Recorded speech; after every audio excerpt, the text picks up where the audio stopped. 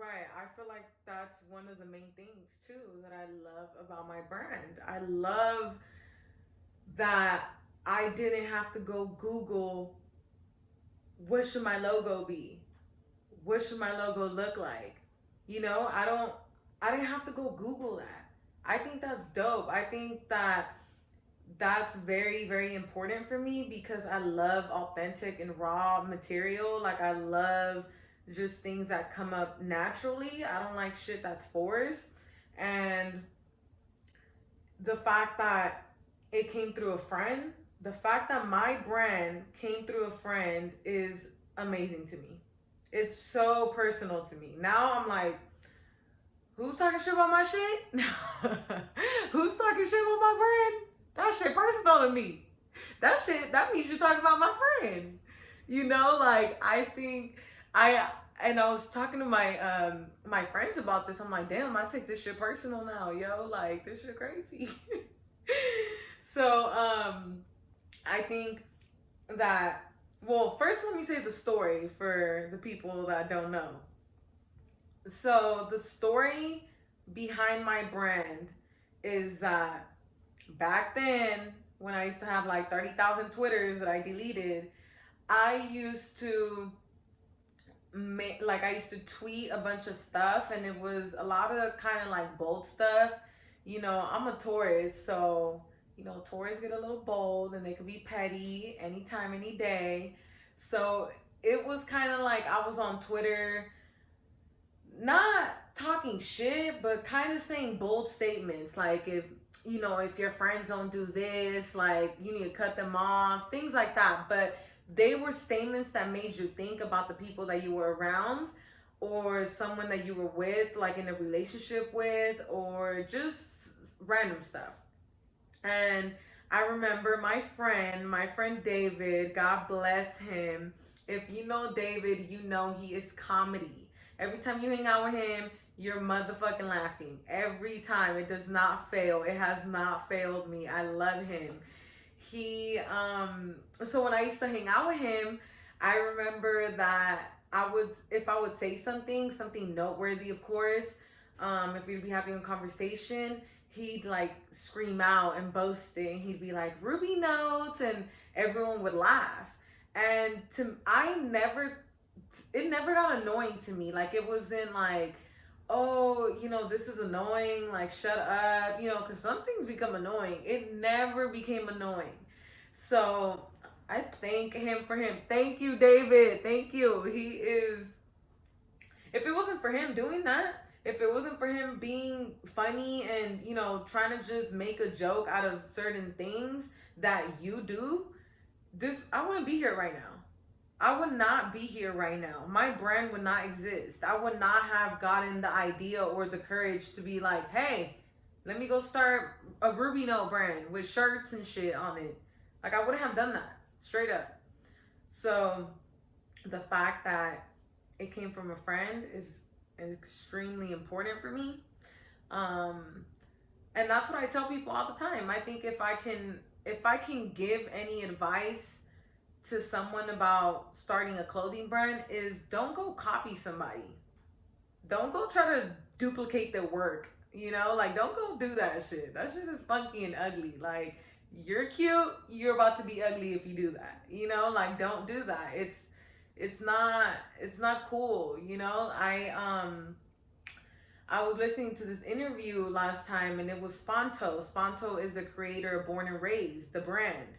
And he said something in the lines of, one of the reasons why I started Born and Raised is because I started seeing I started seeing streetwear brands kind of copying my culture, like being from Venice. And I've seen a lot of streetwear brands kind of like coming and taking that and calling it their own and selling it.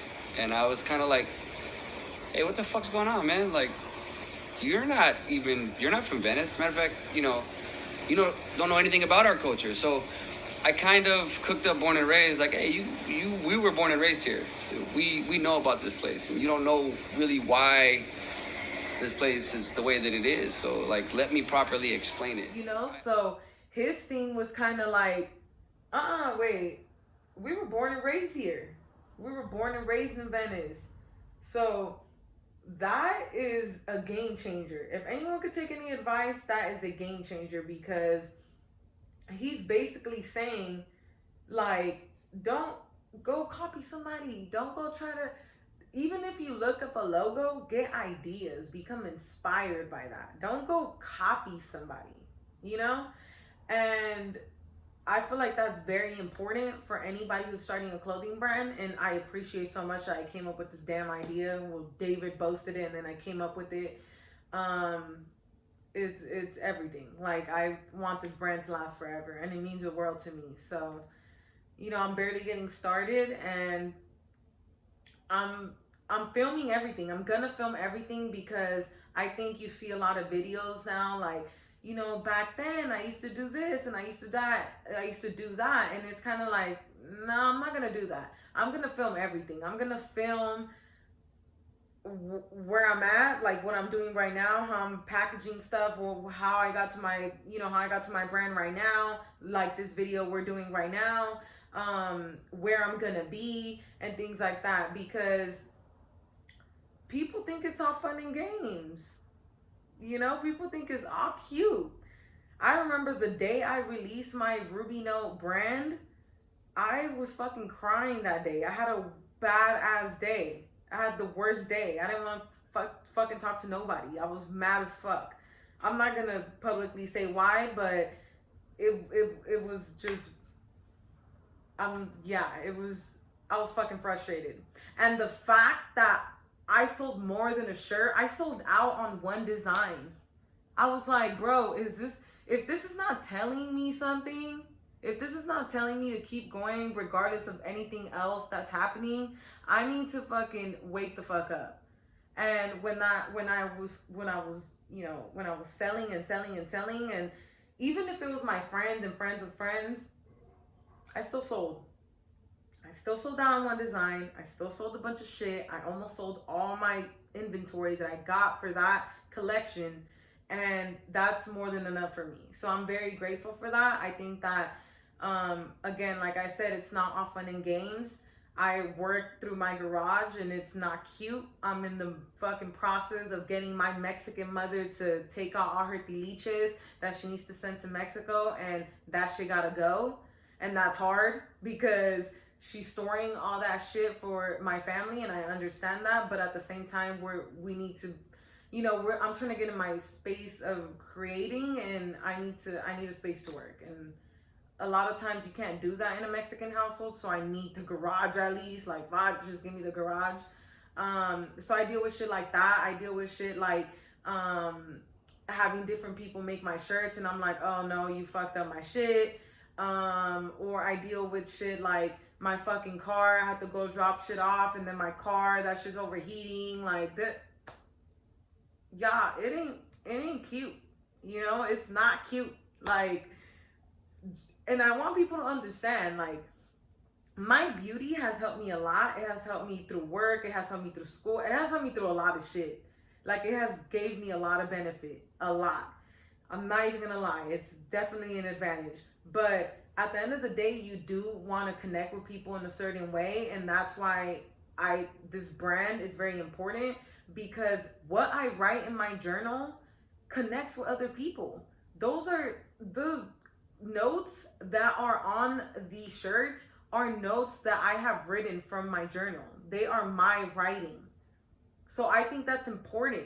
The fact that I wrote that one day, whether I was mad, sad, happy, just thoughtful, it resonated with someone else, and they were able to buy that shirt, and they bought that shirt for a reason. And that's important. The importance is, how are you going to build rapport with people? How are people gonna connect with you? Why should people buy your shit? Why should people shout you out? Why should people leave a review? Why should people recommend you?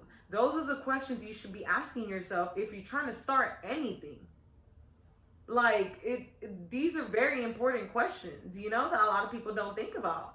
And that I thought about all the time, but I'm barely really tuning in. And for example, I had someone reach out to me that this person wanted to give me a quote to put on a shirt, and based on his audience and my audience, we were gonna he was gonna get a percentage of that. And I told him, I think that's a great idea. And I would love to collab with you in a different way, but we cannot do that because that would set my brand in a whole that's not even the purpose of my brand. I don't go look up quotes or take quotes from other people. Not even quotes, they're notes, because I write them on my journal. They're my notes. I wrote them from this big old head that I have. You know what I mean? So I think that when I was given the opportunity, because I always take everything as an opportunity, and it is an opportunity, I neglected that because I was like, that will go against my brand. That will go against my brand's mission statement and purpose. And it would not even be authentic. Why would I go take another note for somebody when usually I write my own note? That don't make no sense. So yeah, so things like that, I think that will help me for the future too. Like if someone wants to collab with me and wants to do certain things like that, that's a no. That's a negative, you know? So if I can end with something, I would say to just stay inspired. Don't give up, because shit gets emotional and crazy, especially if you have it like very personal like me. Like if you have a story like that behind it, and just keep going. Like this shit is not, it's a process that you're supposed to enjoy. Another RubyNote, I'm gonna end with a RubyNote.